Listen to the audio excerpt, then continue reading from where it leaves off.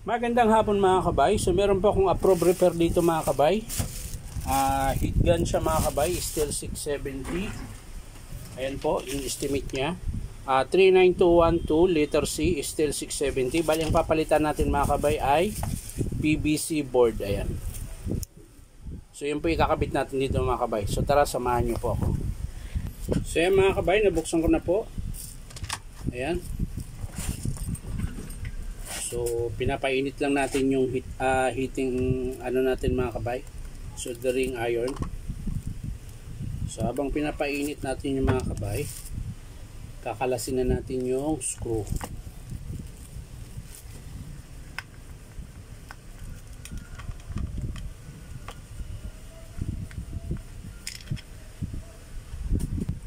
So yan mga kabay, dating gawin, isa-isahin pa rin natin para hindi kayo malito pagkabit. Ayan. Pero kung kabisado mo na naman, kahit pwede mo kalasin lahat. Ito, sinadya ko lang para alam nyo. Isa-isahin ko lang mga kabay para alam nyo.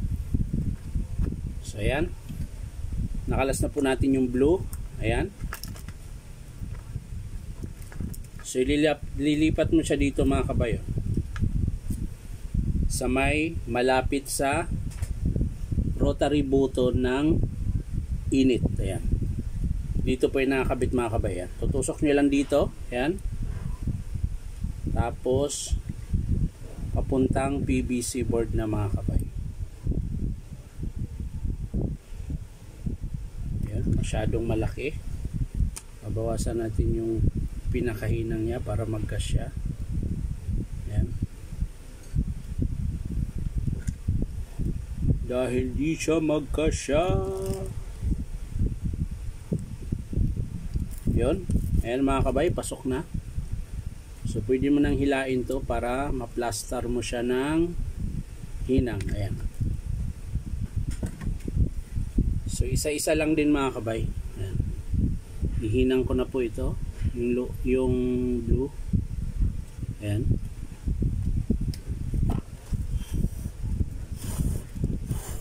Yung paghinang nito mga kabay, huwag nyo lang ibabad masyado yung panghinang nyo kasi natutuklap po yung manipis na tanso yung nakadikit sa board. Natutuklap siya pag sobrang babad sa panghinang nyo. So ayan, ang sunod mga kabay yung red. Ayan. Ito mga kabay yung red. Ayan. So ayan, tutunawin lang natin mga kabay. Sabay hugot. Yan. So yung red mga kabay, dito po yan sa gitna. Dito. Ayan, tandaan nyo pa yan. Malapit siya dito. Ayan, sa gitna. So ganun din po mga kabay. Tutusok nyo po siya rito sa may butas. Ayan. Tapos itatagos nyo po siya sa PVC board dito sa kabila. Yun, tagos na siya. So hilain mo na to bago mo siya ihinang mga kabay para hindi siya mabasag. Yan. Tapos dating gawin pa rin mga kabay, hinang ng kaunti. Huwag masyado ibabad. So ang last mga kabay dito sa element yung puti. Ayan.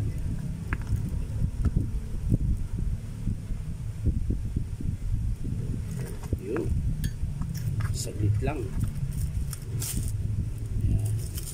Ito naman mga kabay, malapit siya dito sa may, hindi ko alam kung anong tawag nito. Resistor ba? Hindi ko alam. So dito po yan ikakabit natin mga kabay. Ayan. Tutusok mo rin siya dito. Ayan, sa may butas. Ayan, tapos balik mo siya. Ayan. Saka mo siya hinangin mga kabay. Ayan. Hinang tayo ulit dito mga kabay. Hinang na huwag ibabad. Ayan. So ang next mga kabay yung sa motor tsaka sa switch. So mga kabay, ang sunod ay yung sa switch. Ayan, madali lang to mga kabay dahil dalawang ano lang to. dalawang wire, green tsaka red lang. So unahin natin yung sa red mga kabay. Ganito din to mga kabay, hindi rin siya pwede ibabad ng matagal dahil nalulusaw po yung plastic. Yan, kaya kailangan madalian.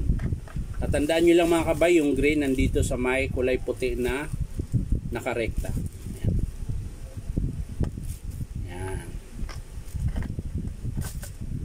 So unahin natin yung kulay green mga kabay. Yan. Sa taas po ito. Lagyan mo lang siya ng lead mga kabay. Yan, para mabilis siya dumikit. Yan.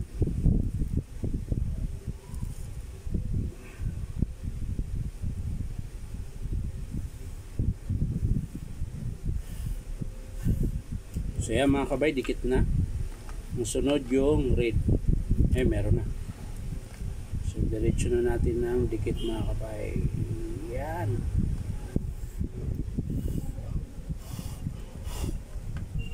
So mga kabay, okay na. So ang sunod yung motor na lang mga kabay, lilipat natin. Ayan. May palatandaan naman yung mga kabay kung saan nakalagay yung red. Ayan, meron din siyang pula. Ayan.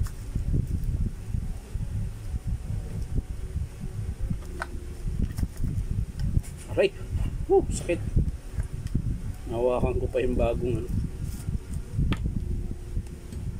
Yung itim pala mga kabay, dito yan. Ayan, yung sa supply sa kuryente. Ayan.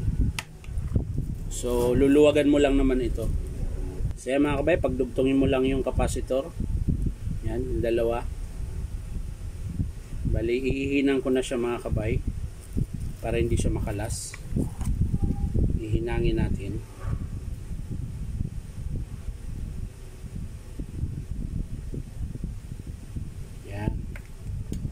Saka mo siya isuksok dito sa kanyang terminal.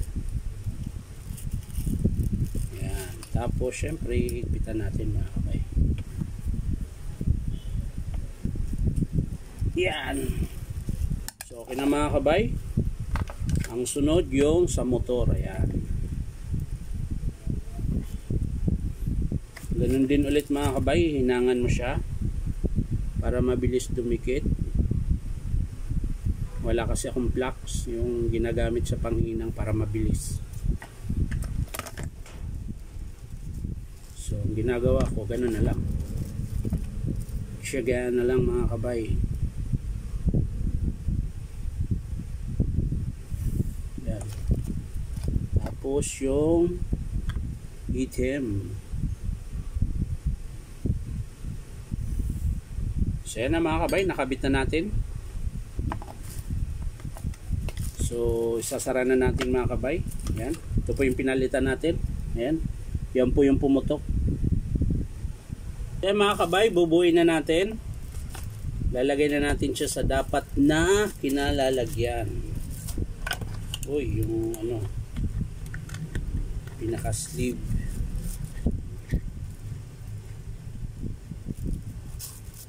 Ayan. Tapos yung dalawang tornilyo na pang-lock. Ayan.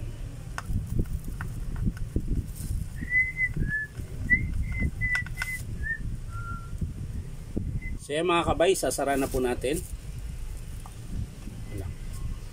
Baka meron pang panghinang.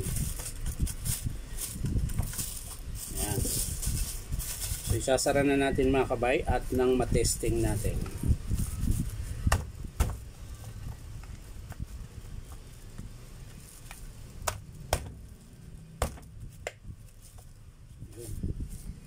So yan mga kabay, nasara ko na. So titesting na po natin.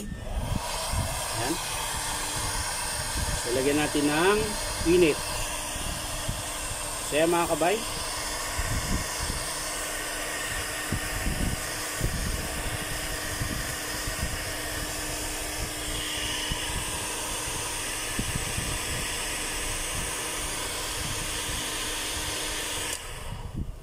So yan, kaya niya ng lusawin yung plastic mga kabay. Ano?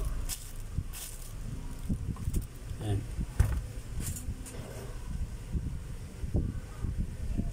So yan lang mga kabay, maraming salamat sa panonood at pa-like and share na rin po.